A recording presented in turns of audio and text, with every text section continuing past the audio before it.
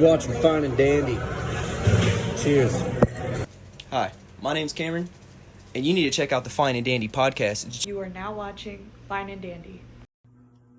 Watch the Fine and Dandy podcast. Good shit. Hey, what's up? We're Soe, and you're watching Fine and Dandy. Hey everyone, it's your boy Blacasso, and you're tuning in with Fine and Dandy.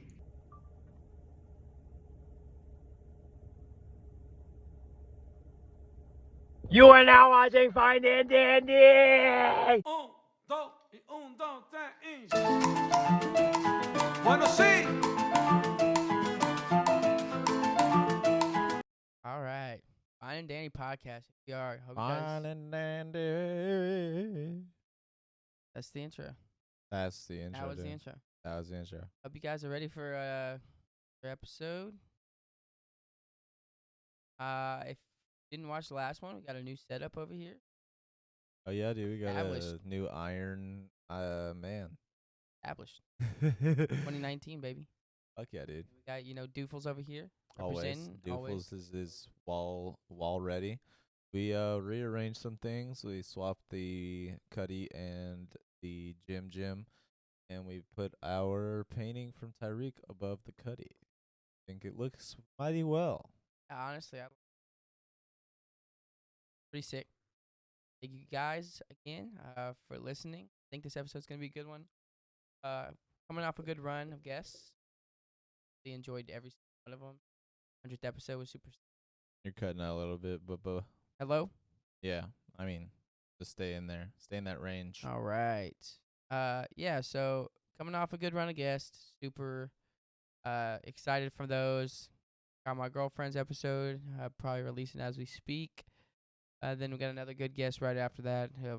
It was a really good conversation, all of those. Honestly, it's good to see us really continuing on and pushing forward.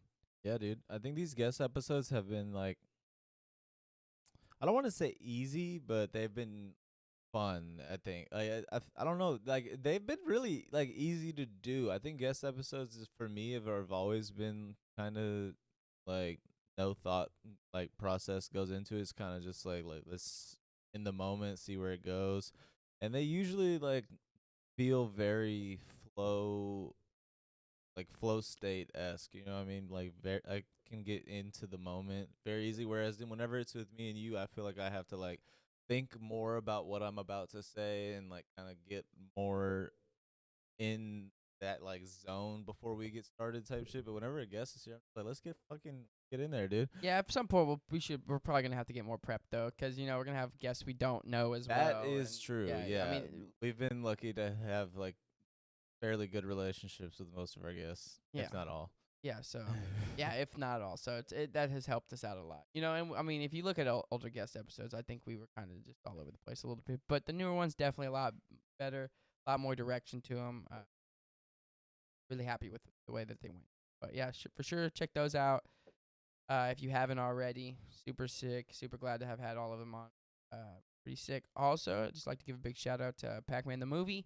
They just performed their first concert back. I got a tee right here, a little graphic tee Graphic tizzle. for Pac-Man the Movie. The show was super awesome. Went through some band struggles for a little bit, but got everyone back together in the biz and really showed those people who was boss. Also, I think on if you look him up on Facebook, he posted a link because he got someone to come out and record the whole thing, so he's got the whole set on YouTube as well. Pac-Man the Movie, super sick. Also, shameless plug here. Winton will also be performing at the show I have. He's doing good. Yeah, at the show I have coming up, it's gonna be Homie Fest. Because all the homies are going to be performing. I even got some homies coming in, doing photography. You're going to have videographers. Super sick. Full lineup. Electronic music. Got some metal. Got the hybrid with Winton on In the Low. It's going to be fucking great time. Come out. Have fun. Thank you guys again for staying with us and for having us get this far. And For having us. Thank you for having us. Yeah, dude. I mean, having us on your screens and, listening to us and sticking with us through the whole time, through the process. means a lot. I'm happy to be here. I'm happy to do this stuff. Where can the lovely fans find out more about your Homie Fest? Look at my profile on Facebook. Look at my profile on Twitter. Look at my Instagram. Literally any of my socials. Brad Dude Dandy. It's the same thing across all platforms. That way, it's not difficult for anyone to find me. I don't like being. Oh, this is my this profile. I'm and difficult. This is my this profile. I'm very difficult. Keep it simple. Snapchat, Instagram, Twitter. I mean, my Facebook is just my name. I but make sure people can't find me. yeah, no. Find me anywhere. I don't give a fuck. So, yeah, all the information will be there. There's a flyer done by my beautiful girlfriend, Shelby. Did the flyer for that and That's all fire. that good stuff. So, That's shout out to her fire. for that as well. Yeah. She also told me she'd beat me if I didn't tell. No, I'm kidding. She didn't say that. I'm joking. But Thank you, dude. she said, I'll beat your ass if you don't tell everyone I did it. Maybe I'll beat your dick. I wasn't, Hey, dude, that's for the, that's for later, dude. That's not a punishment. Welcome. All right, Fine and Dandy Podcast. Fine and Dandy Podcast. Oof. Fun one. Today, Yeah, we're going to talk about the beautiful game of life this episode. the board game. Some of our perspectives on it, You know what's crazy is I still don't know how to explain our podcast. I still could not, like, when people, what's it about? Things. But yeah, dude, I sound stupid every time I explain it because it's like I think the way that I've found comfortable explaining it, it still sounds fucking retarded. But like what I He pretty much did not tell mean people- that. No, I did. No, I did. Essentially, what I've been telling people is that it's an opinion-based podcast where two roommates talk shit about whatever it comes up like to them. And lately, we've been able to have guests on, and that's dope. That's That- my explanation. That's a horrible and explanation. it's horrible, and it sounds stupid. Everybody's like, "Wait, good luck." Oh, yeah, I'm not gonna I wouldn't listen to that if someone Yeah, told no. me. I mean, I've gotten the fucking shout out if you're listening to this episode, but the owner of the little Mexican restaurant next door to my job, which I'm not gonna shout out because I don't want people to know where I work, but he is subscribed to the podcast and has watched a few episodes. We got to talking about it like one day on my lunch break whenever I went over to this because this spot it has like a sick ass lunch deal. They either have like tacos or enchiladas or other different like dishes for like $6.99 or $7.99 for like the dish and then like rice and beans type shit. And we'll do shout outs, bro. What the fuck? Oh no, yeah, we will. But my point was that like one day we just got to talking and I told him about what we do, and the next time I went in he was like, bro, I couldn't get into it, so I sent him the link, and then the next time I went in he was like, I actually got to check it out, like that shit was dope and shit like that. Like that shit was sick. Whenever I was like, damn, I got somebody to watch. That shit's kind of fun. I don't know, it felt good. But because I'm not used to doing very much marketing, but it felt good. Like whenever I like made that connection, like face to face type shit, and then on it like paid off. You know what I mean? Well, paid off, I guess. But like reaped benefits mutually type shit. Because I'm still going there every day. It's a good ass spot. Like, I'm gonna be a customer no matter what. That's but fair. to be able to like have them enjoy what we're doing too is kind of sick as fuck. Yeah, I'm a big believer in like mutual beneficiary. Mutually beneficial relationships. Yes. Same thing, right? I don't think so. No, I think I think a beneficiary is definitely Definitely a different thing. a different thing. But yeah, no, mutually beneficial relationships. I think everyone, help each other some way. Not in a devious type of way, like you scratch my back, I'll scratch yours. Just in more so in the fact that hey, I mean, genuinely, a genuine, just mutually beneficial.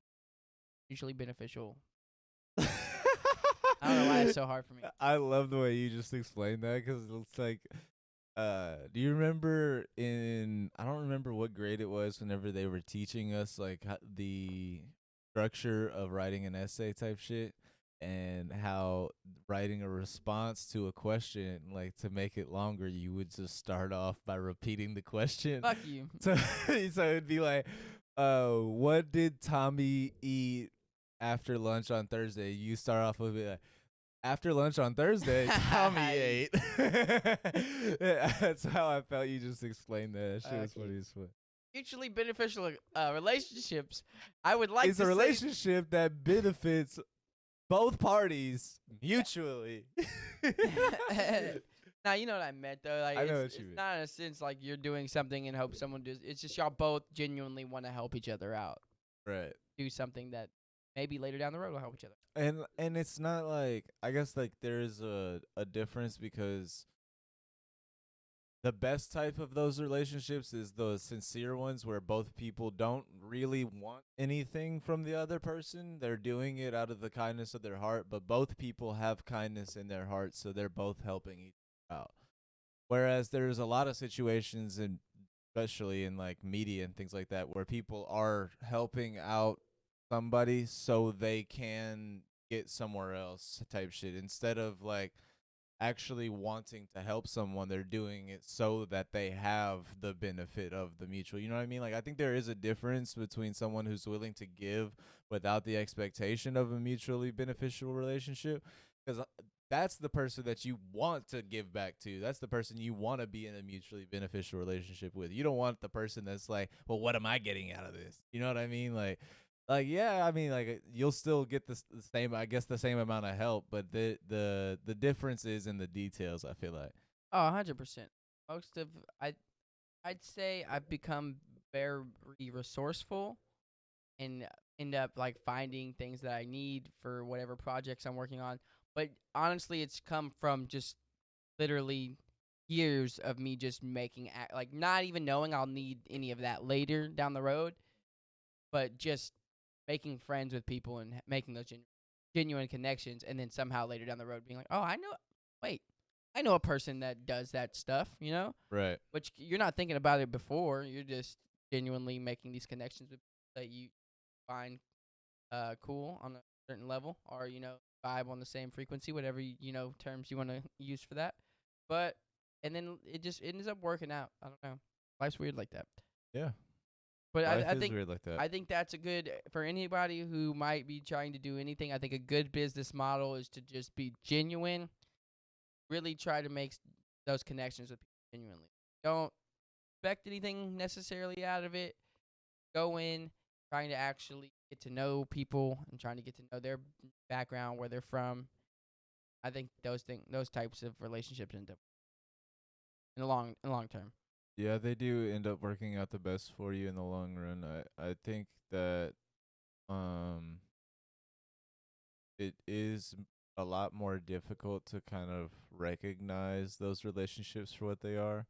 I think it's, in today's society, I think a lot of people have difficulty recognizing like a true relationship, or like someone being authentic with them, you know what I mean? Because of how many fictitious and like fabricated relationships like social media has created. I think people have lost the ability to recognize when someone actually wants to help or know something about them or give back to that person. It always, I don't know about you, but for me, it's like whenever you receive a gift or whenever someone does something nice for you, kind of, it feels like, why are you doing this type shit? You know what I mean? Like I'm not saying I wouldn't do this or that you're wrong for doing it, but like in my head, it's like, what made you do this? Because how did you think that this is the thing that you wanted to do, was help me today or give back to me some way that I didn't ask for or some shit? Like, you know what I mean? Like those moments always feel like I don't deserve this or some shit like that. I still feel like that a lot, dude. Like anytime someone does something genuinely nice for me or just goes out of the way to help me in what the case may be, I always end up just, I do deserve this, you know? But I'm always very thankful, very appreciative, very thankful because, you know, yeah, right, mic problems. But very very thankful, very grateful because I know that, you know, I don't necessarily lean on the people in my life, but I don't know where I would be without the people that I do have around. They definitely have helped me to grow, be where I am today, become the person that I never knew that I could be, you know? Like, there's a lot of things I found out about myself recently just because of the kindness of other people. It's really Right. crazy, just like people believing in me or people really just loving me for me at the end of the day, not necessarily what I can offer, not for who they think I could be, but just genuinely like loving me for who I am and seeing potential in me that I before may have seen a little bit, but not necessarily ever really acted on or really like had full faith in, like, oh, I could do that, or whatever the case may be. But like people who are just like, yeah, dude, honestly, I fucking got it. Right. It- Yeah. this is for you guys. I don't know. I think there is like that. There's like a threshold you have to cross where your gratefulness kind of translates from this feeling of like I don't deserve this to like wow I mean they already gave me this, now I have to give back, that's Nice. pause. I'll talk while he's taking care of that. Just I'll piggyback. Oh shit. Pause 'cause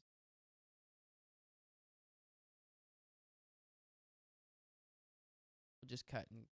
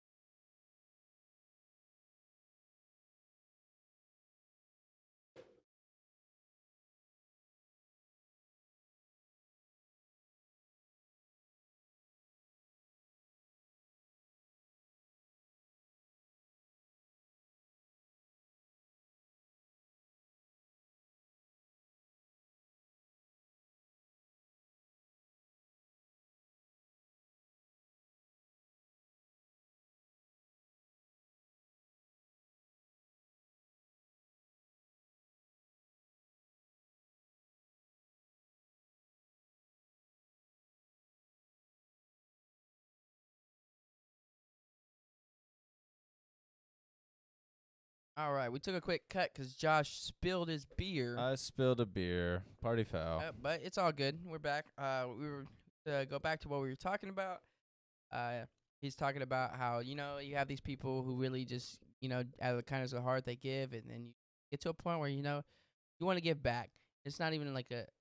Well, sometimes you're like sometimes it may be like I feel like I have to, but it's not even that. It's just you feel that kindness. It's contagious almost. Yeah, that's kind of what I meant. It's contagious just that thing. there's a threshold that crosses where you go from not feeling like you don't deserve it to feeling like you have to give back, and that is that contagion being like passed along. You know what I mean? Like, because I don't think anyone really feels like they deserve whenever they receive something. You know what I mean? I mean, even the people that you think are of in reverence probably look at themselves in the same way that you look at yourself. All you see is all your flaws. I mean, I'm not saying every person is like disgusted with what they see in the mirror, but every person lives with the baggage that they have from their past. And not every person deals with that baggage well.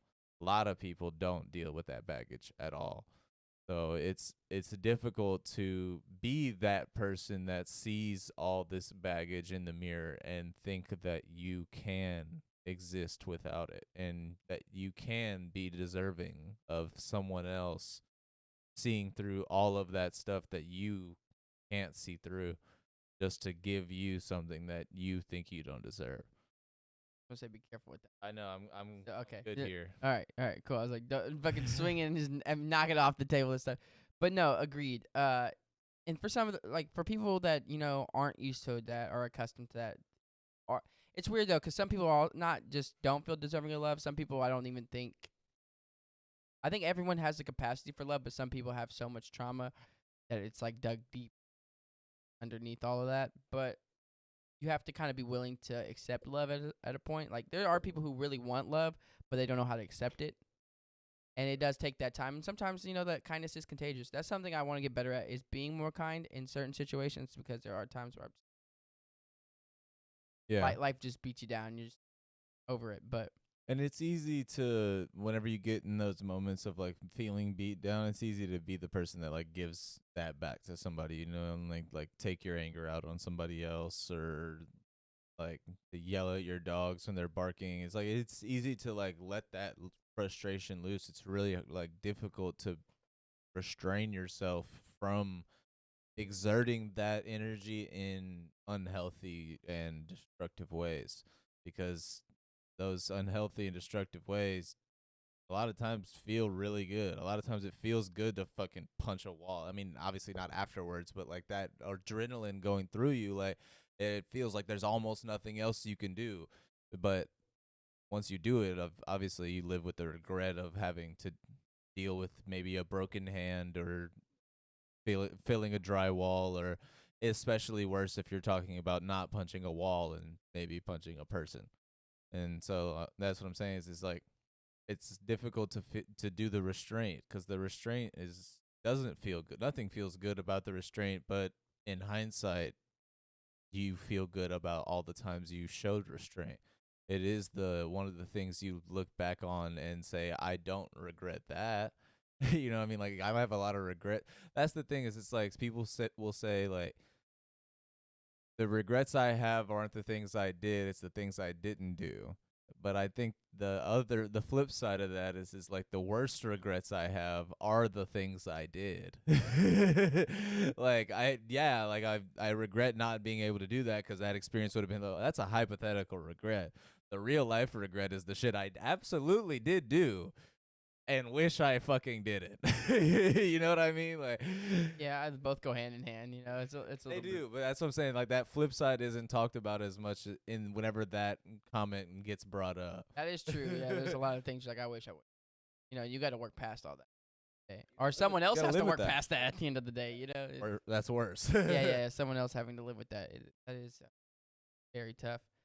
Kind of crazy though. Recently, I just the more I realized it and inspired me a lot, is like a lot of the people that you find that are people will say are for the culture, or a lot of people that are really doing the most for the community. You know how much of a capacity for love, or just a passion for something you have to have in order to really build something. Not just a business. I'm talking about something that's gonna last forever in people's hearts. Yeah.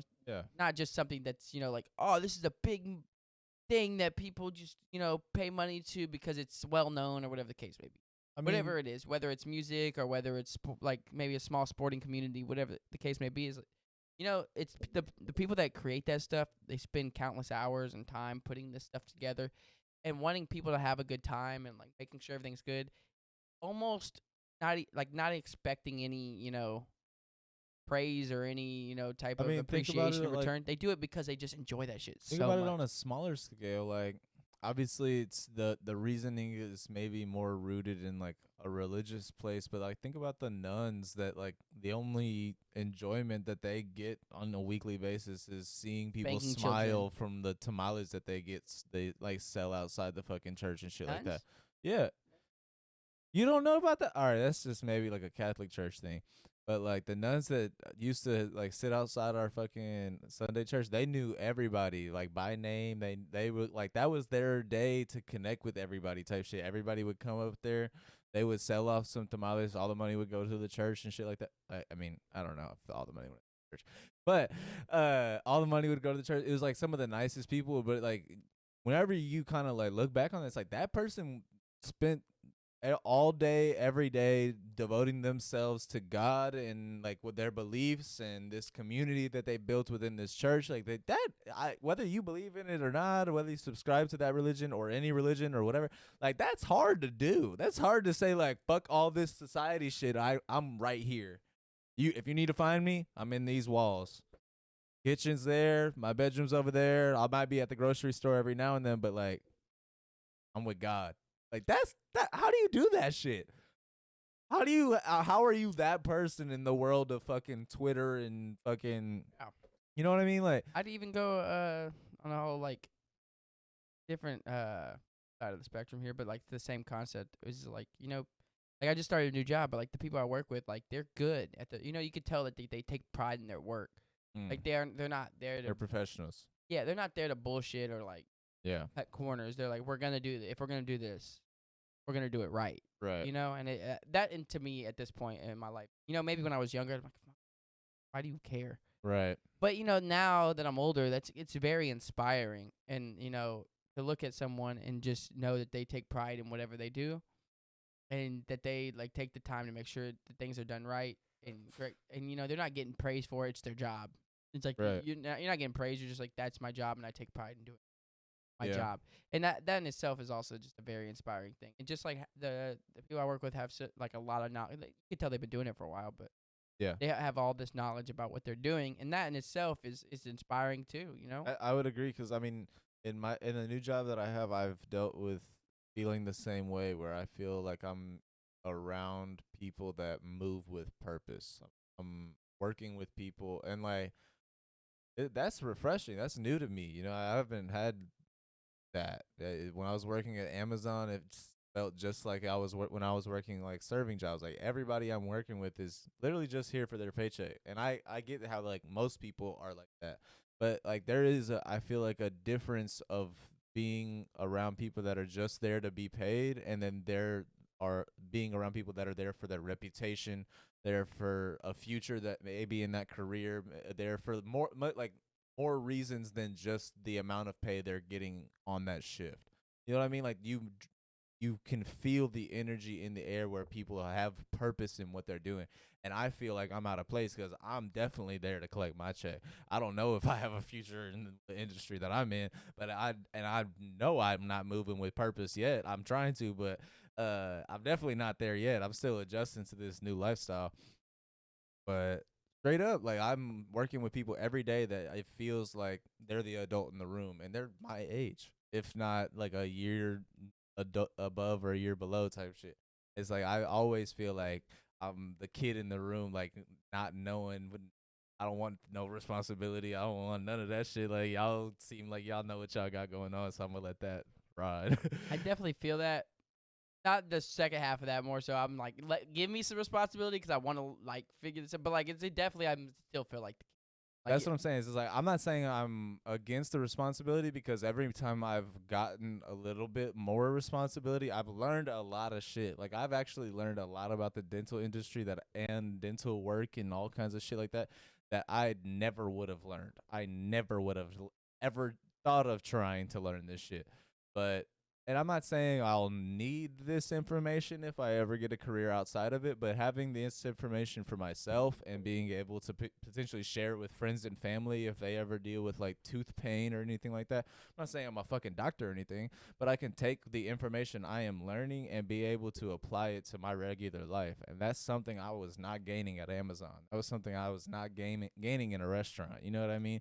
I might be gaining the communication, the connections, the networking, and things like that. But that's any job, relatively, other than like a fucking what's it called, a fucking cubicle worker.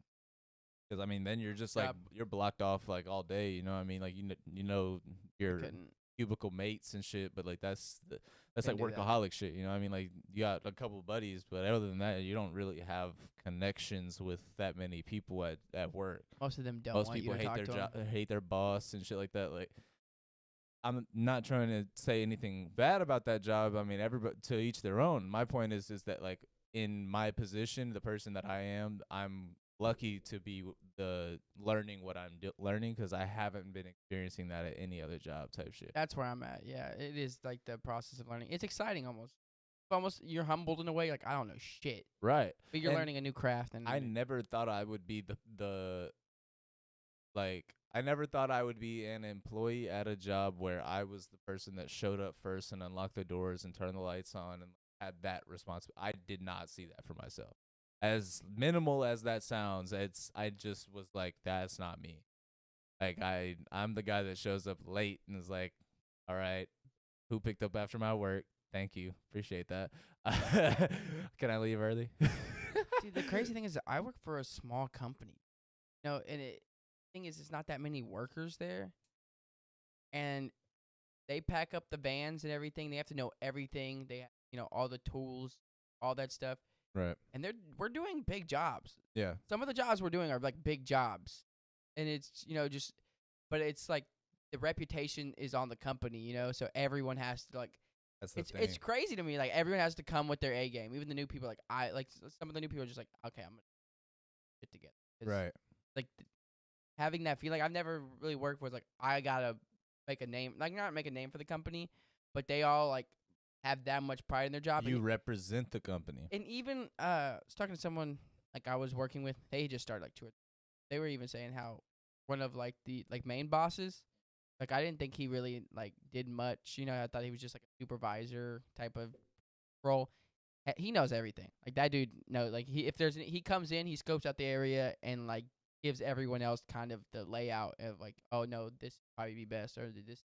Like, if there's any questions they have, he's letting them know. It's one of those things, like, he looks like he's not doing anything because every time you see him, he's already done the work. You know what I mean? Like, he's already gotten everything taken care of, so that every time you see him, he's relaxing. You think he's doing nothing. Yeah. But that's because he's so far ahead and so on top of his shit that you think he's always doing nothing. Yeah, and he comes while in. You're sleeping, he's doing your job. He's letting you know exactly what you need to do. That shit's like, you look at that, I'm like, what the fuck, dude? Like, that's kind of sick. It's inspiring. It really is inspiring to have a boss like that. I think and he's super. Like he's not like no one I work with is like mean. They're all about their shit, but they're like, we just got to get it done. Like that's just it. And like crazy. To translate that to what I've been going through, the doctor that I work for is the dental director for all the locations in like the greater Houston area. So essentially I got like the cream of the crop to be working for type shit because he is like what represents what a doctor should be for all of these locations type shit. Yeah. So I'm getting to learn from him instead of having to learn from a doctor in training or someone that isn't like very what's the word I'm looking for, dedicated to the craft or something like that. I'm dealing with someone that not only is absolutely stands on their reputation but cares so much about the dental process that they have represented the entire company for multiple, like over what, like 10 to 12 locations type shit to be the doctor that people go to whenever they have a question type shit. Like he's the implant specialist. He's the fucking like what's it called? I forgot the other thing that he does, but like basically like me learning from him was probably like one of the blessings in disguise of me getting that job because it's not close. You know, it's not a close drive for me, but there have been trade-offs that make it worth it, if that makes not just the education but like the community aspect as well. Like most of the people I work with are fucking sick as fuck. I love everybody that I work with, but it's not, like I said, it's not close. So that it's like this trade-off of like changing the lifestyle, changing my sleeping schedule, driving farther for work, but actually enjoying my day and being excited to go back to work. Almost gives you more of a purpose knowing that you're waking up to go Absolutely. like do something that. And to a degree, I'm not a firefighter or anything, but like to a degree, I'm serving the community in an aspect. I'm trying to help people get their dental work covered. You know what I mean? Like Yeah. that.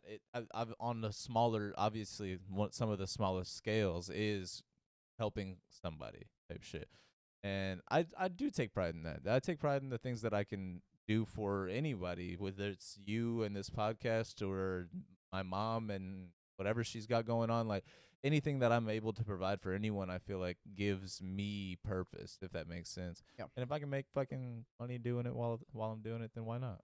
Exactly. Real shit though. That is the book I just finished not too long ago. It was talking about like even through everything like that, because it is a self-help book, but it's like talking about like waking up, getting your priorities in line, really just like setting out your day, having intentions in your day. But like one of the biggest things was that it talked about, which was interesting, given the kind of book that it was that just like serving, make like a life of service, having like because serving it feels good, it makes you feel good. It's one of those mutually beneficial things, when you're serving your community or you're serving people around you, you have this passion for what you love and you're able to give back in that matter.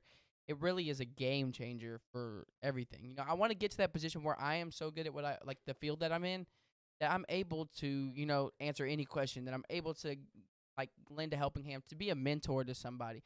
I think that's like a point like I know that I've reached a point in my life I'm there when I'm able to mentor people and really be able to give some of that knowledge back and really help others. I mean, it's kind of it sounds counterintuitive, but there is a reality in the feeling of giving something to someone and taking something from someone. Not like give me that motherfucker, but like receiving a gift or something and giving a gift. The feeling that you get from giving a gift and seeing someone's reaction, whether it's good or bad, like that excitement and feeling is always, no matter what the gift in question is, feels better than receiving something. And like that goes back to like what I was saying a little bit earlier about like how when you're receiving gifts, it feels like you don't deserve it much. But like there is like an exponential amount of growth and love in the moment where you give a gift out to someone that you thoughtfully picked out, or even if you were on the way home and you just saw something, you're like, wow, they would fucking love that shit. Like, let me get that real quick. Like just the simple thought of giving something to someone and seeing their reaction, that moment is beautiful. Like it's irreplaceable other than other moments like it. I don't even know how to describe it, but what I'm trying to say is that like it sounds counterintuitive until you experience it, until you get to that place and you are able to, whether it's financially or even shit, if you make a fucking Christmas card or birthday card on cardboard and fold it in half, you know what I mean? Like just the thought that counts, you know what I mean? But there is this like divine level of feeling whenever you can make someone else's day, if that makes sense, just by you taking a couple seconds out of yours, minutes, hours, whatever it is, but sacrificing a little bit of your day to give someone else's day a boost, it will always trump whatever you think you getting a fucking, even if you were given a fucking private jet, motherfucker, how you gonna fuel it? Eat dicks. You know what I mean? Like that, you know what I mean? I think it's like some people can't see it, some people won't see it, some people don't want to see it, Yeah. But it's like sometimes giving something that joy in return Right. is in itself enough for some people. I'm not saying for everybody, but for some people that is enough, and that's all they ask for. And it's hard to understand that sometimes because those people come few and far between. Like, what do you want? Right. And most people do want something in return. You're like, I don't want anything, but then they come back later and they're like, remember that one time? Right. You're like, bro, shut the fuck up. Right. I can't stand that shit. I'm gonna be honest. Remember whenever I did that one time? Like it's like, bro, I didn't do it. Like I don't Who's do. counting? Yeah, exactly. Like, dude, I did it 'cause I don't give a fuck. Like it's menial. Most of that shit's menial. You know what I mean? It's like there's bigger tasks at hand. Like somebody who like give like the small terms, giving someone a ride, right? Or picking. Yeah, I'm picking up. But like helping them out in a time of need. It's like that's menial shit. Like if it's like not anything for you to really do it.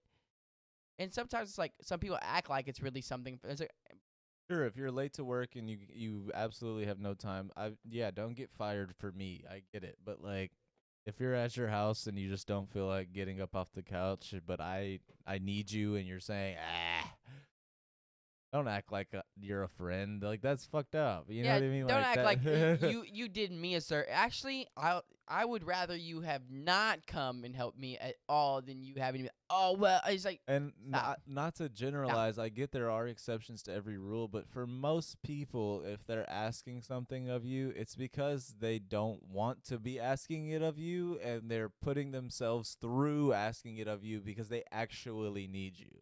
Most people don't want to bother you with a ride unless they actually need a fucking ride.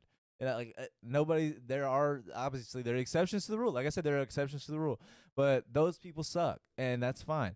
But what I'm saying is that for the majority of people, whenever they're asking for help, it's not because they don't need the help. It's because they need the help, and they typically don't feel good about asking. It's typically an awkward question. Could you please, stranger, usually is, could you please, Mr. Stranger, help me do this thing that you don't have to do? It's like, that's not a comfortable question. That's not a comfortable conversation. But that doesn't mean they don't need you. That doesn't mean that you shouldn't. You have the choice, obviously, but understand that this person is probably going out on a limb hoping that you won't make it too uncomfortable for them because they're already uncomfortable asking you. Yeah, I mean you get both people. I've definitely met. I mean, I have too, but what I'm saying is the people on the other side of that don't relate to being uncomfortable asking for help, that are just like, yeah, you got it. Those people suck. I get that. Still, People that are like just like, I don't need to go further. You got it. Yeah. But yeah, kind of going off of that, kind of feeding into this next little topic here.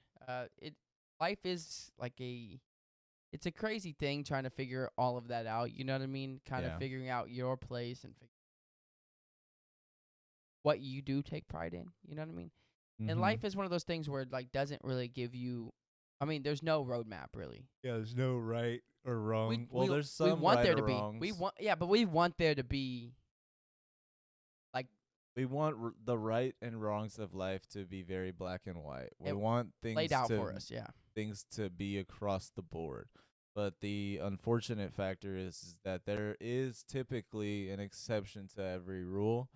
And for everything that you think is positive, there's at least one version of it that's negative. And for everything that you think is negative, there's at least one version of it that's positive. That's a very difficult thing to deal with whenever you get into complex and dark topics.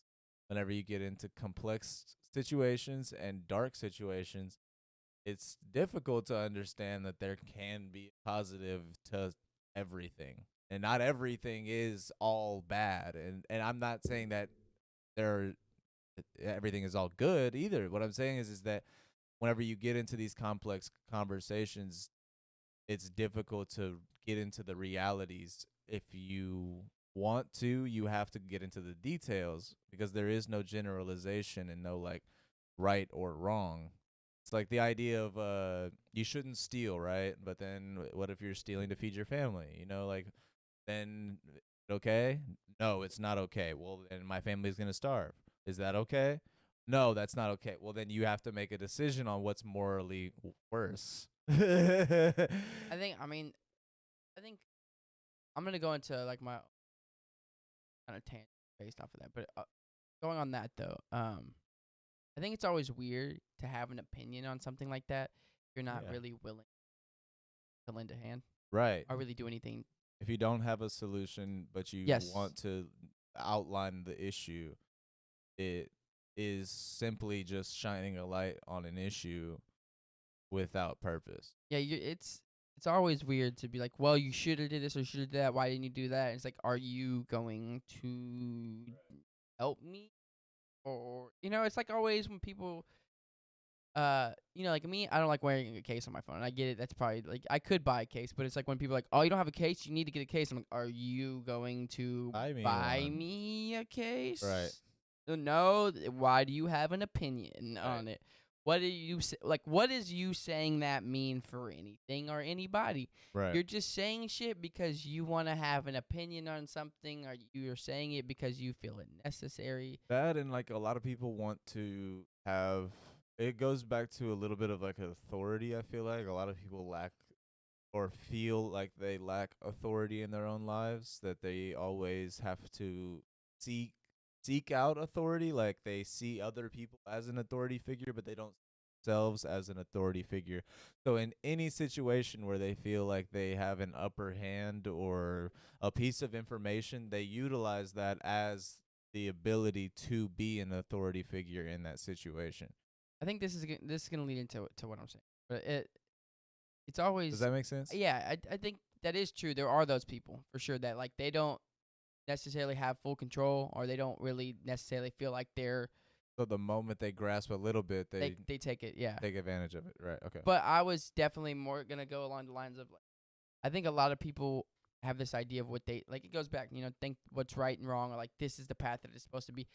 It's mostly people thinking that they know. Fact is, none of us know. Right.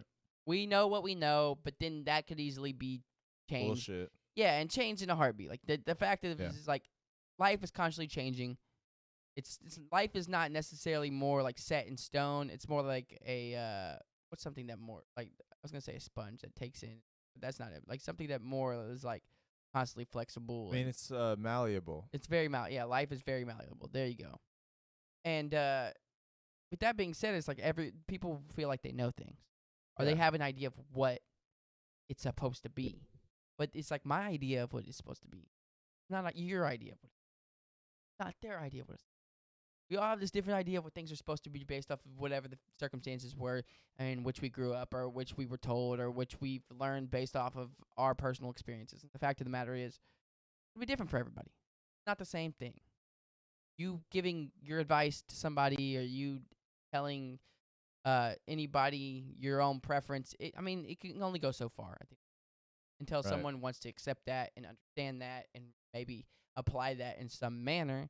It's like the oldest saying of no one, the oldest saying of all time, the first saying, the first one Adam said to Eve. I always say it. It's the first saying. No, it's fuck, you made me forget. I'm sorry. Whenever you said that, I was like, "Are you sure? Was it written in stone? Was it translated 150 times from ancient Aramaic?" Or fuck, what was the last thing I just said? You made me forget now, dude. Holy shit! It was I don't know. I lost my train of thought because you said that. I'm sorry. Thanks, dude. But Really.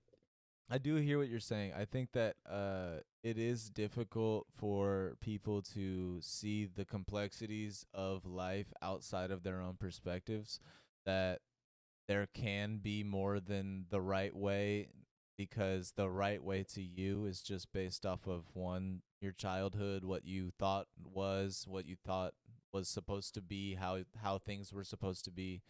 Then going into your pre-adolescent, like adolescent area type shit of you trying to formulate for yourself what you were taught versus what you're experiencing, and then taking all of that into the person that you are right in front of me and trying to formulate this new thing of like, I don't want to be how my parents were, and I don't want to be how like the bullies in school were, and I don't want to be how my teachers were, so I want to do blank. And like that process is different for everybody, especially if like you didn't have parents or didn't have a teacher or didn't have guiding like forces in your life. That process of building the person that you are and how you think and how you see the world is a process that is not just different for everyone, has completely different setups. Like that the thought that it's the game of life, like the board game, like the thought that it's just like college or career, Fuck no, it's like 160 different fucking avenues, and you gotta pick the right one for yourself. Nobody's gonna pick that shit for you. If they do, it feels forced. If they do, then you typically rebel against it. Like the only way for you to find your path is for you to decide it, and then that makes you responsible for your path. Yeah, so I think starting this new job kind of like, I mean, I've always had kind of the idea of it, but like starting this job really put things more into perspective. In the sense, like, you know, I've done a couple other jobs, but I've served for the majority of Your, my working career. I Yeah, guess, yeah, my working career. But I make pretty good money doing that. I'm definitely taking a pay cut at this new job. I feel like I have so much more purpose doing it, you know? Right. And it's like I'm making more money serving, but dude, the job sucks so much. And it's like, what am I really doing? You know what I mean? Yeah. And people take it too seriously. There's a lot of aspects to it I don't really care for. Mm-hmm. But you know, there are some aspects of the restaurant industry I do appreciate, and that's like at a higher level of people who really care about the food and care about, you know, the ingredients and care about what they're doing. You know, a lot of restaurants aren't that. You know what I mean? It's a money grab. But the fact of the matter is, like, I make more money doing that. I'm making less money doing this other thing. But I definitely, like, there's a lot of things like that, like construction or whatever the case may be, of people doing these things they have passion about, you know, or things that they really enjoy doing. And they might not make as much money as other people. And I think, like, putting, like, certain aspects of, like, social nobility, Social constructs. not even just constructs, but, like your placement in society, that hierarchy is not the right word, but, You like, say nobility? yeah, right. Being noble. I don't know what that has to do with like ranking or like where you like land in a. Like how people view you and like being like, I guess nobility wouldn't be. Yeah, you're right. At first, I thought you said mobility. I was No, like, no. You're what? right. Like, Fair are we enough. talking about handicapped people? Fair enough. Yeah. But like, just basically how people like view you and like where you stand, your social standing. You know, Yeah. and it's weird how we kind of view that and how it's kind of just like fucked up. It's screwed. Is that the right word? Screwed? Like the concept is screwed a little bit. Like Misconstrued. no. What Not are the you word. trying to say? I think it's Give me screwed. some context clues. Strewed. It's strewed.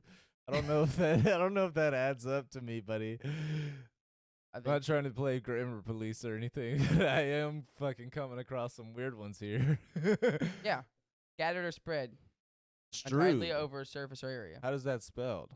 STREW. R-E-W. That's a word. All right. There you go. Bet. Yeah. I was like, that's pretty- Vocab. Hey, we're figuring shit out. All right, but anyways, it's like the idea of like social standing and like what holds value is kind of strewed because there's a lot of these things and a lot of these people in our communities that are passionate, or people that take pride in what they do, how we view that, how that places us in this whole system of what we're viewing things, you know, like the whole 9 to 5 versus, you know, like, why don't you make a bunch of money, and then the whole follow your dreams, or why don't you be stable. It's just weird because everyone has their own view on what's going to bring you happiness or what's going to bring value to your life or whatever, you know, is going to benefit your life, whether you have kids or whether you don't, or whether, you know, you want to buy a house. Any of those things, you know, there's a bunch of factors that kind of play into whatever you feel like is best for you in that moment. Like, we don't have kids. Right, but so also, we're like over here like, yeah, dude, we could buy fucking all this yeah, equipment I can and fuck we could off. I can buy basketball cards if I want to. I'll do a podcast, you know what I'm saying? Yeah. You know? But also, fuck, I lost my train of thought. I was about to say, keep going. Nice. So like, yeah, you could buy podcast equipment, but it's just like the way that we're looking at life, in my opinion, is there's no direct roadmap. There's no exact choice on which we're doing things and which way that we should go. And it's I remember. all right. Go ahead. You can go. What I was gonna say is that like it's kind of crazy how we're selective with when we do and don't understand that we're different from other people. That like when someone's explaining to you about yeah, me and the wife, we went this way, it's like there's that internal thing where you're like, couldn't be me. And that in itself is like an acceptance. In a way, it's an acceptance that people are fucking different. That this is another person right in front of you telling you that they want to do something that you would never fucking do. Not saying that the example I just brought up is something you would never do. What I'm saying is like whenever have you ever heard someone like telling you something and you're like, that sounds awful, but they're excited about it? In your head, you're like, that sounds awful. That is you accepting that people are different. But people are so selective. Whenever you hear about like something in the news, you like start to get twisted about it. Like, I can't believe they're doing that. I can't believe people think like this. It's like, how can you not understand that people are that different? There are that many different perspectives. There are similarities. There are some things that we can get along with, but name one person that is, I know people that are twins that have completely different perspectives. Same. They share fucking DNA. Yeah.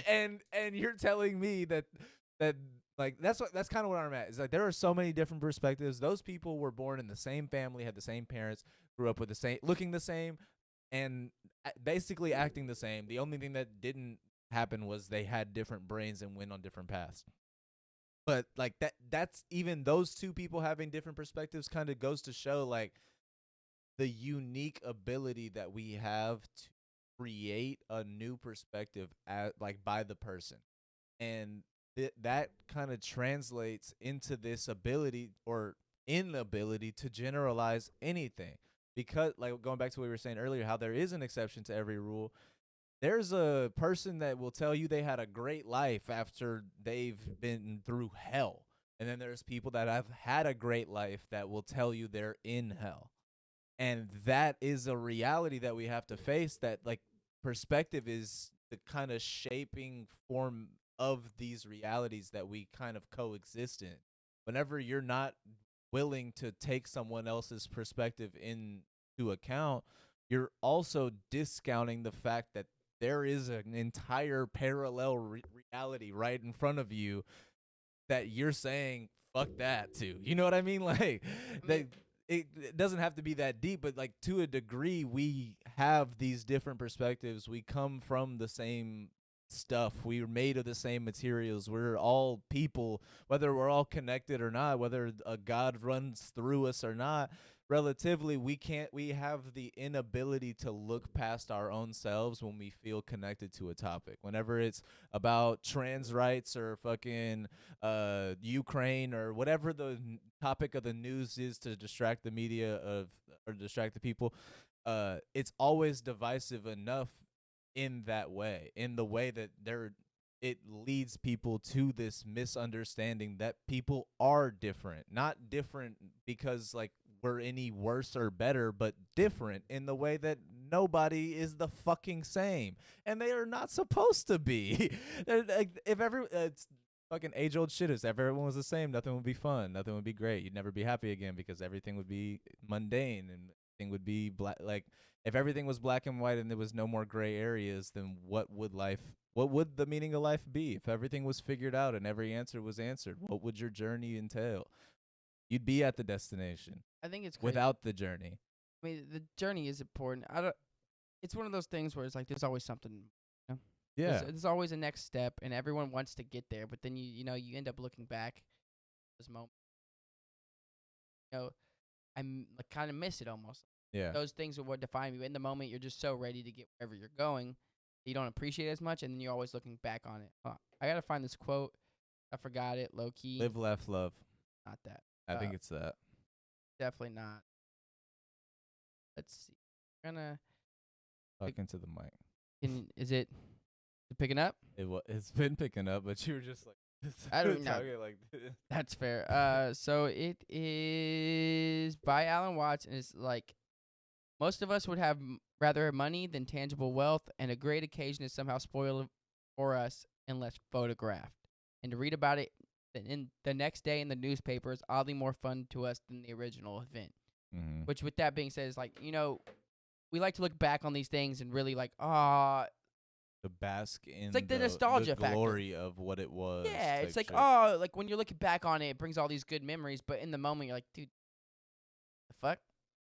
like in the moment you're like, dude, this sucks, but then you look back like, man, wasn't that such a great time? Yeah, I feel that. You know, and it's crazy because we don't enjoy enough of what's going on now. And kind of to just dive deeper into what we're talking about here, like, so I mean, this is mainly like America based. I mean, most of the people, but just in case anyone stumbles upon it that isn't from America, it's just like living here. You know, our system is so fucked up, right? But the thing is it's tough because there's a bunch of ways that we're like, oh, you know, this is how you should live your life. This is how you should live your life. Whatever the case may be. Maybe you shouldn't spend as much money here, or maybe you should stop doing this. But the fact is, a lot of the system is not even like, they don't tell us shit. Like, Right. schooling doesn't explain any of that shit to us. Like, okay, how do bank loans work? Right. How the fuck do interest rates work? How does checking and savings account? I mean, those are pretty like self for the most part. But like, You'd be surprised. yeah, right. Like, how do I open up one, or how do I manage a business? Like, any of those things. I guess you go to business school and college, but college itself is a business. And it's like some people can't afford to go to college, or they have to go into crippling debt to go into college. And so there's all these. It's tough because everyone's. This is the way that you should do things, right, in order to make a living. Like, that's not an option for everybody. Right. Everyone has to make their own decision. Yeah. Everyone has to do what's best for them in that moment. And, you know, some people want it. Some people would rather buy a bunch of shit and then, you know, have nothing. Some people would rather save all their money and have nothing. Right. And this isn't to demonize people that spend their money, but it is to say that, like, people should start to take accountability for their spending in financial situations. If you can't afford it and you are spending, then you should be aware of what you're doing to yourself. Don't just say I'm good and it's going to be all going to work itself out. Like, that's not how you get yourself out of those situations. But it is also to say that if you want to fuck off and you can't afford it, fuck off, figure it out later. As long as you're willing to figure it out later. Don't be the person that says, I'm going to fuck off and it'll all work itself out. Like, that's how you make bad decisions. But if you are willing to work and do what you got to do to make sure you are good, or if you have a family, in that position, if you have kids, I feel a lot differently. I don't think you should be fucking off. I think you should be attending to your children and That's a doing fair- whatever you can Could be to be controversial, attending yeah. your children. And if that's controversial, that's great. But I don't care. My biological father did not raise me. My position is fair, just as fair as your position saying you want to go to a Beyonce concert whenever you have a kid. Go to your Beyonce concert. Go. I don't have a problem with it. But I'm not really hearing the conversation of, like, I can't find a sitter, I'm going to have to just it's like, no, if you can't find a sitter, then your child's more important, right? Like, I'm sorry. It sucks, yeah. It does. I'm sorry, but, like, I don't care how much you paid for the tickets. I think more so where, like, my opinion lies on stuff like that is, like, look, no matter what you, like, finding a way isn't always the easy in any Right. situation. No matter what the case is of whatever finding a way means for you. You know what I mean? Maybe Right. getting the new job, or maybe that means, you know, like getting a promotion, or maybe finding a way might mean Dude, fucking finding a way better could house. be checking yourself into a rehab yeah, facility. yeah, whatever that might mean. Finding a way could be different for everybody, and it just means putting one foot in front of the other. It's trying to better yourself. Yes, and the thing is, I think where I'm at is in situations where people don't try at all. They don't Mhm. really care to try, and then they're wondering why things are happening the way they're happening, or they're like, I'm just not getting anywhere, or my life sucks. And don't get me wrong, it's hard to come out of some of those places. There are Yeah. things like depression, anxiety, you know, that also hinder you in a way as well, so it makes things more difficult. But I'm more talking about the people who just constantly victimize themselves and aren't even willing to really try. And don't get me wrong, life's hard. Sometimes people try, and things just don't give in. And that's tough too. There's a difference between trying and failing and then never trying and ending up in the same place as the people that tried and failed. And then wondering why. No, not necessarily wondering why, but the people that tried and failed, they get to tell themselves they gave it their all. They don't have to wonder what would have happened if they did this or that. You are in the same place as them, and that doesn't make you any better than them. It actually makes you far worse. Because what could have happened if what could you have been if you would have applied yourself? But where I'm at is I would definitely give more, like, even to the person, like, the person who, like, endlessly tries and is, like, doing their best to They make get something to- of it, but they might not be really, like, that. I guess that's They kind get of to what live with the peace and knowledge that they gave it their all. I mean, no, not every person is going to find success, even if they put their 100% effort into it. But at the end of the day, they get to look in the mirror and say, I never stopped. I never gave up. I did what I could to the greatest of my ability. That's a different, like, that's in its own way a success story. Yeah, I think going back to where I was, like, also like the whole social standing thing, I think I would give more of my respect to the person who might be going through it, right? But they're working their ass off to maybe provide for whoever it is. Let's say they might not have children, they might have a family, or they're Right. sick mother, it could be kids, whatever, a spouse, whatever the case may be, right? Make sure there's a house over their head, to make sure there's food on the table. The person who's endlessly busting their ass to make sure those things happen and taking pride in whatever they do because they care that much about their situation, rather than someone who might have it all and is fucking it all up. I mean, don't get me wrong, you have the ability to do whatever you want with whatever you have. I mean, no one can tell you what to do. But I would have way more respect for the person who might not be seen as someone who's doing much with their life, but is making the most out of it, rather than someone who's seen as having the most and doing absolutely fucking nothing with it. Right. Like, that shit's just not, I mean, it's my personal opinion, it doesn't matter that much, but it's just like that. I think sometimes priorities in the way that we view things is a little fucked, because it's like we all have different ways to have our own, Yeah. to create a life for ourselves. And it's like, you shouldn't, comparison is the thief of joy, easiest way to put that. Yeah, and beyond the comparison being the thief of joy, you have to also find what I've been talking about recently, I've talked to you about, is like, to me it's really fucking insane that there is truly on this planet one of billions in the galaxy. On this planet, there's 7 billion different versions of a perfect day. There's 7 billion different versions of how to spend 24 hours in the perfect way. You just have to find what yours is. You just have to find how you would like your life to be spent and attack that on a daily basis.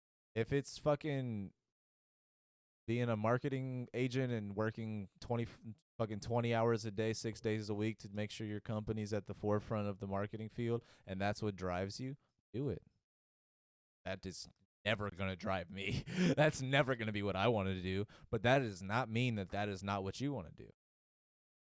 So fuck off. Do that shit. I'm not going to tell you that's weird. I'm not going to tell you that's crazy. What I'm going to tell you is that's not my perfect day. But if that's yours, then how can anyone tell you that that's not what you should do with your life?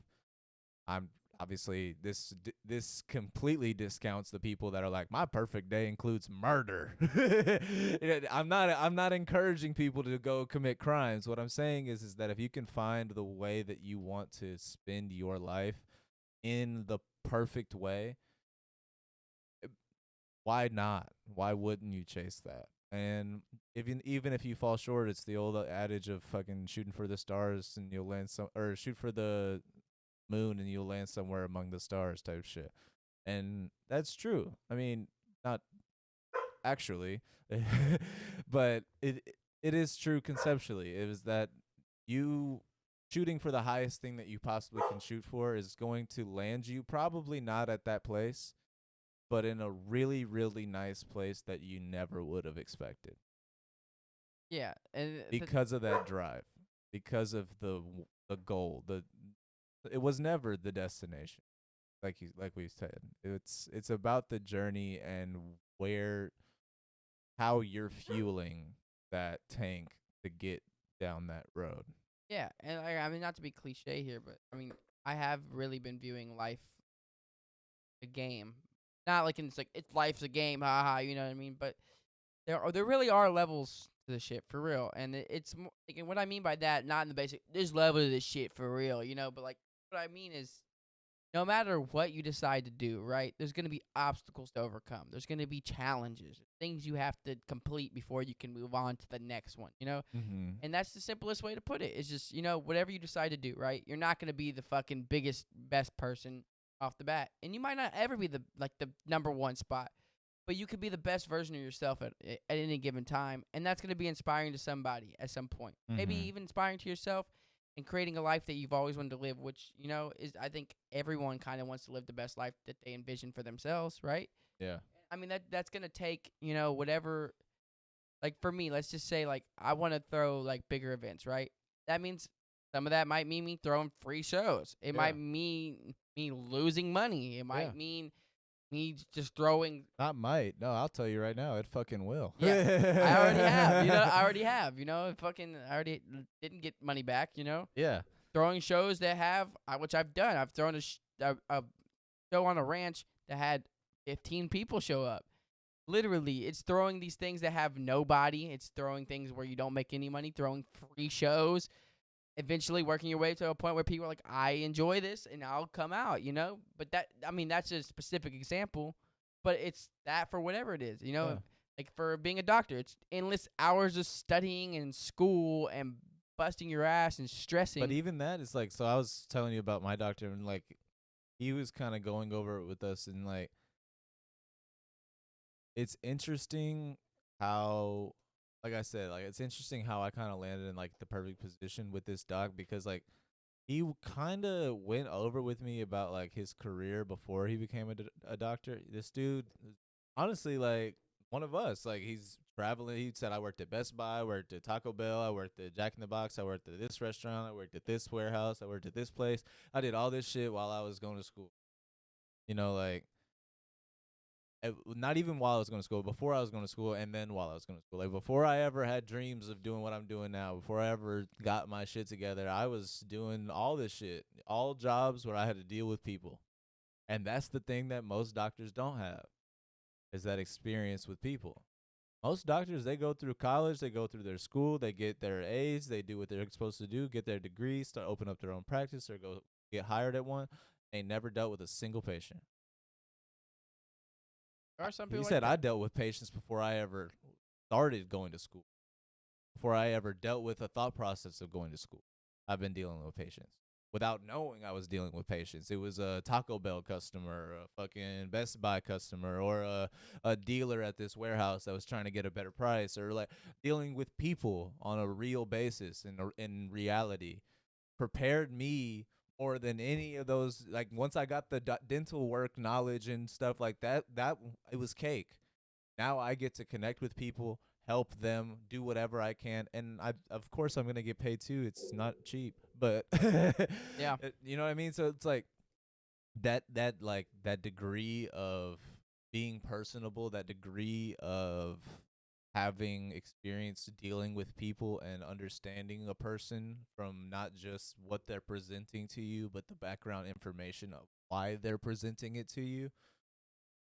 That is valuable information that college will not teach you. That is valuable information that you have to teach yourself by going out on those limbs. Whether you're in college or not, you can be on campus in college and never go to a single social event, never go to a single party, never try to join a single club, never do a single communicative thing that in your entire career. Get your degree, completely leave college without any college experience other than the books.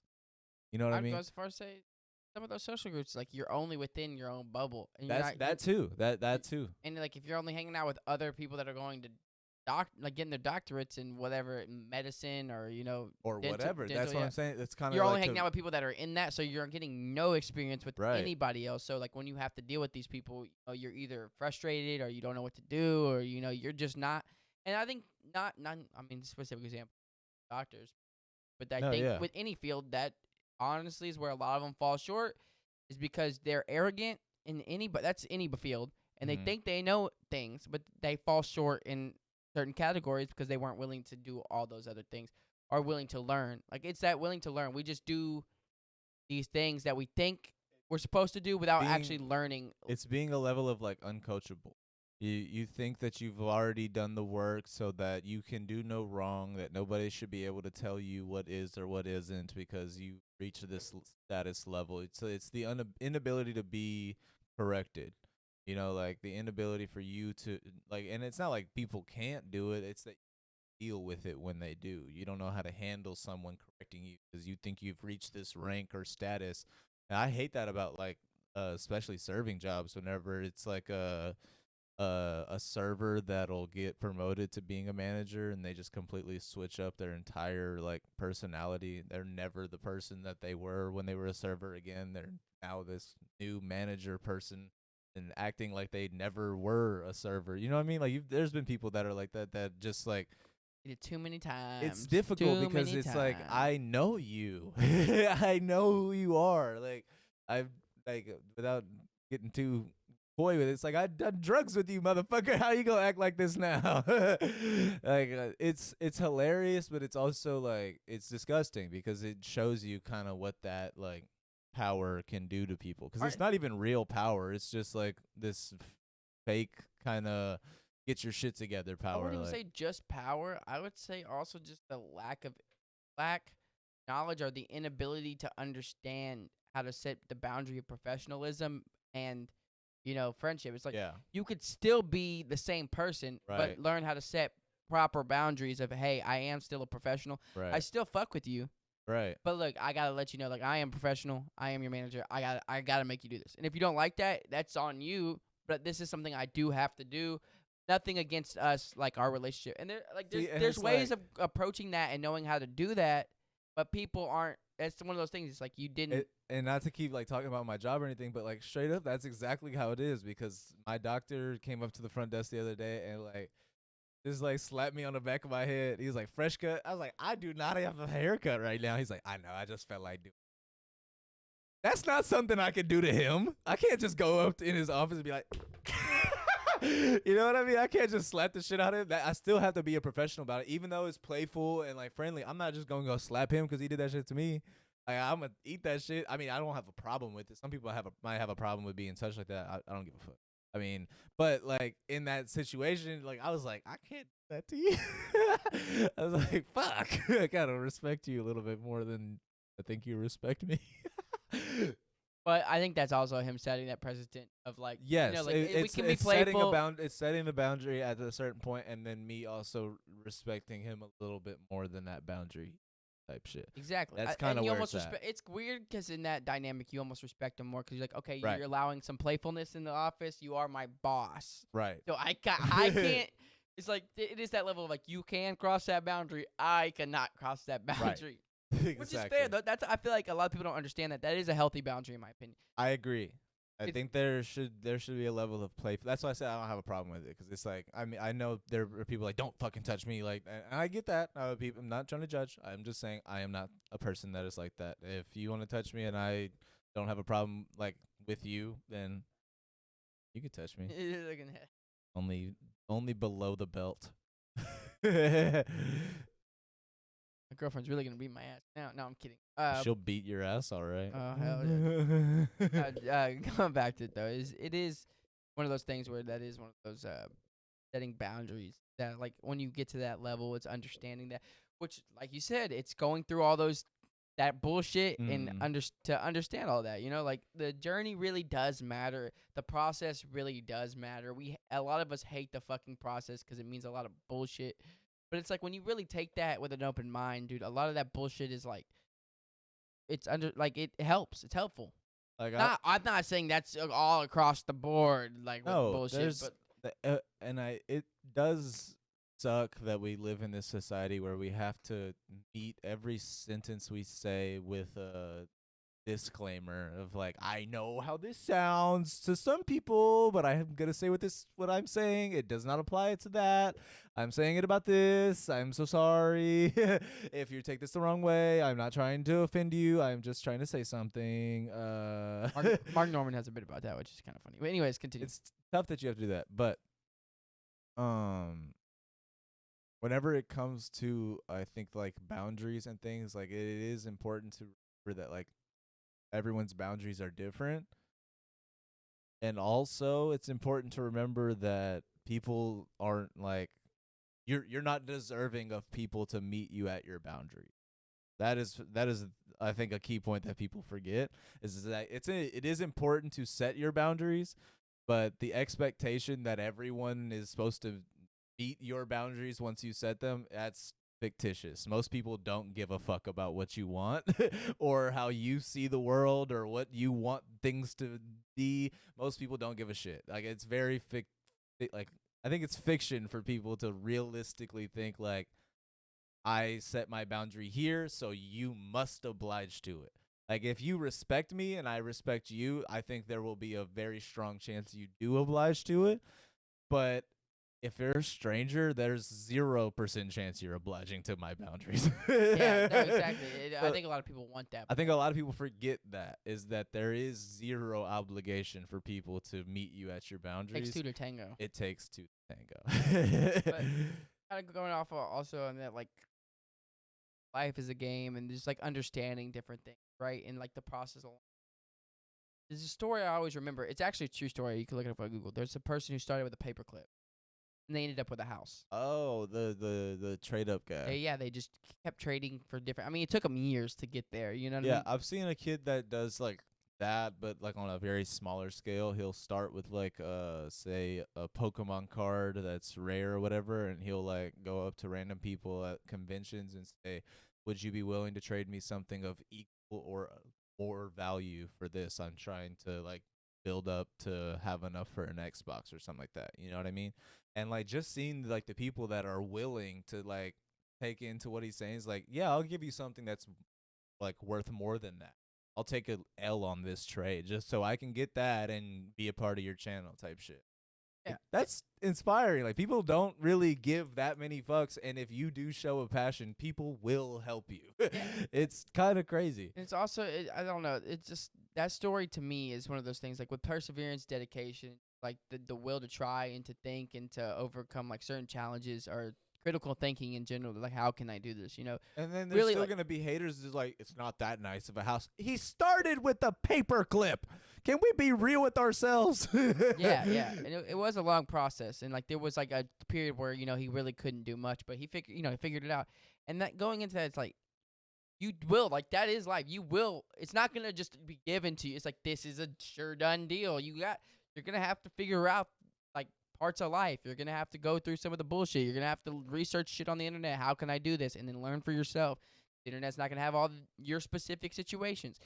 So you're going to have to do all these long processes, figure all this stuff out. But understanding that is like, okay, this is actually because you're working towards something, giving your life a purpose. I know that's a big thing. A lot of people want just some kind of purpose. It's just find something and it's just doing something. That's literally, it's really weird how my mindset has becoming just like doing, like ending up where you want to be is just doing it until you end up where you want to be. Determination. Yeah, just continuously retrying, continuously doing things. Figuring it out, critical thinking is a big part of that sometimes, you know what I mean? Like, how can I get out of this or how can I switch? Well, I up think or- a big part of it is like overcoming distraction. That's a huge part of it, is because it's easy to fail at something and then be distracted by something else and then just never go back to that thing that you failed at. You know what I mean? It is difficult to like stay focused on things that you're not finding success in with the goal to eventually that's in it. Yeah. So that I think is a big obstacle for people, is overcoming that like resistance to continue down a path that hasn't really shown any positive benefits yet, other than how they feel when they're doing it, which is, I think shouldn't be discounted whatsoever, but it's not easy to show someone else. Like it's not, you can't tell your wife, yeah, I'm doing this podcast because it's gonna end up somewhere one day or anything like that. Other people just see it as you wasting your time or not necessarily, at the very least, not utilizing your time to the best of your ability.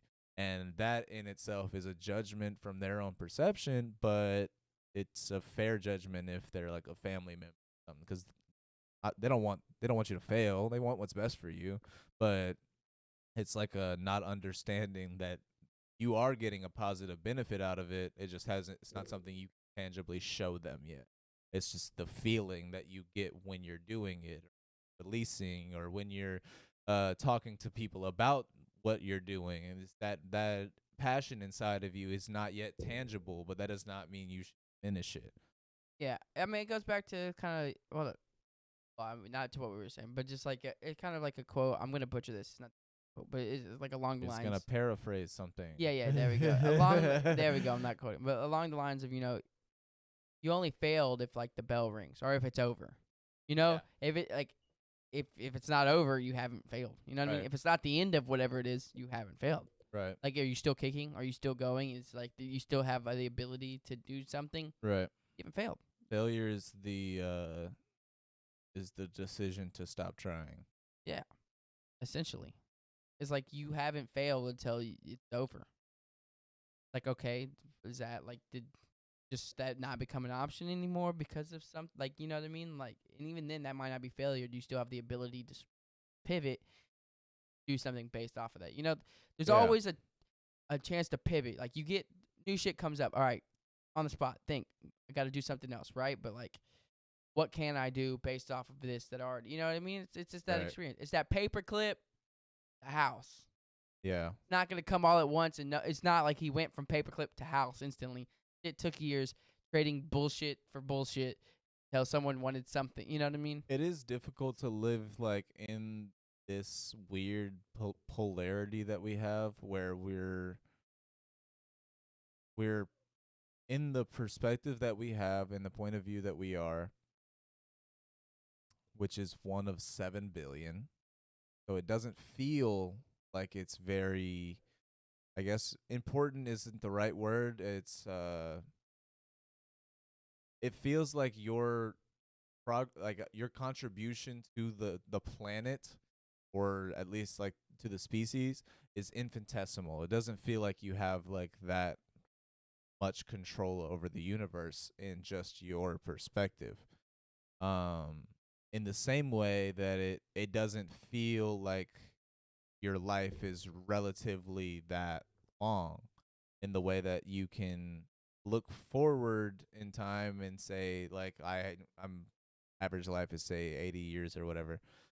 When you look back in time feels like it's nothing, like it's infinitesimal. Like, you can say like high school felt like it was just a few days ago, or not people talk about that all the time.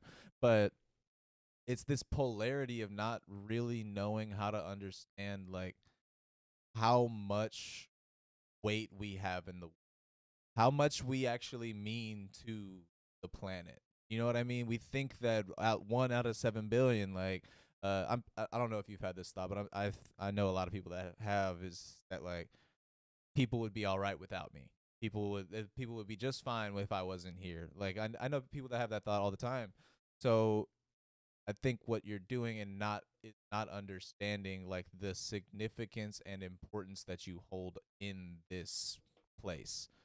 Does that make sense? Yeah, I mean, it's a quote from Scott Ellis. I always say it's like at the end, he's like, "You're nothing but a drop in an endless ocean." And then the reply is, "What is an ocean but a bunch of endless drops?" Right.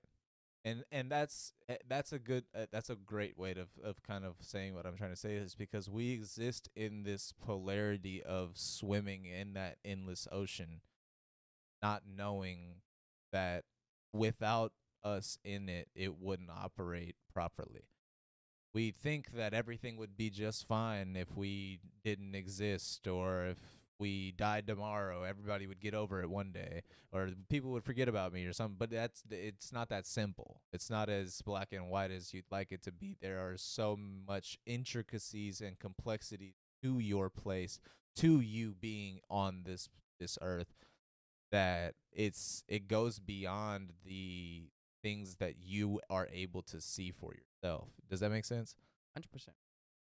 That's I think kind of what I was trying to get to, is that like it's difficult to live inside of that polarity where you don't know how important you are, and you don't respect the significance of your actions and things like that until after you get to the point where you're looking back on it and saying that was just yesterday, whenever it was 10 years ago.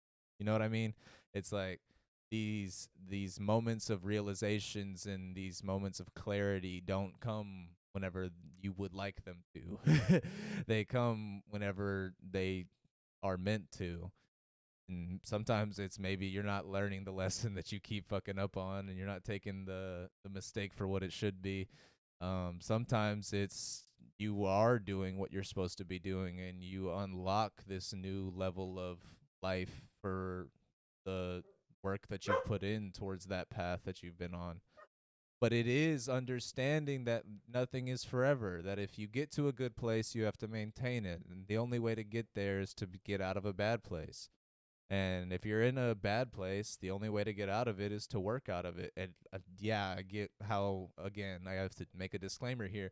I get that there are situations that are impossible to work out of.